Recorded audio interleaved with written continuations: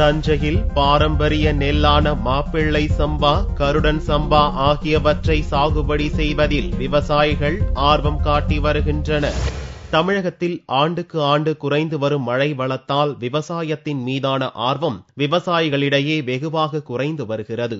ஆனால் பெருகி வரும் மக்கள் தொகைக்கேற்ப உணவு உற்பத்தியை பெருக்க வேண்டிய கட்டாயமும் ஏற்பட்டுள்ளது. காவிரி டெல்டா மாவட்டங்களில் உள்ள விவசாயிகளுக்கு உரிய நேரத்தில் தண்ணீர் கிடைக்காத நிலையில் சாகுபடி செய்ய தயங்குகின்றனர். பல ஆண்டுகளுக்கு முன்னர் நமது முன்னோர்கள் பாரம்பரிய நெல் ரகமான IR50, IR36, மாப்பிள்ளை சம்பா, கருடன் சம்பா ஆகியவற்றை விவசாயம் செய்து அதிக மகசூல் பெற்றனர். அவர்கள் பயன்படுத்திய மாப்பிள்ளை சம்பா 7 அடி உயரத்திற்கு வளரக்கூடியது மட்டுமின்றி வறட்சியை தாங்கி குறைந்த நீரில் வளரக்கூடியது. ஆனால் வளர்ந்து வரும் நாகரிக யுகத்திற்கேற்ப விவசாயிகள் மாற்று விதைகளை நாடியதால் மகசூல் குறைந்ததுடன் உற்பத்தியும் பாதிக்கப்பட்டது.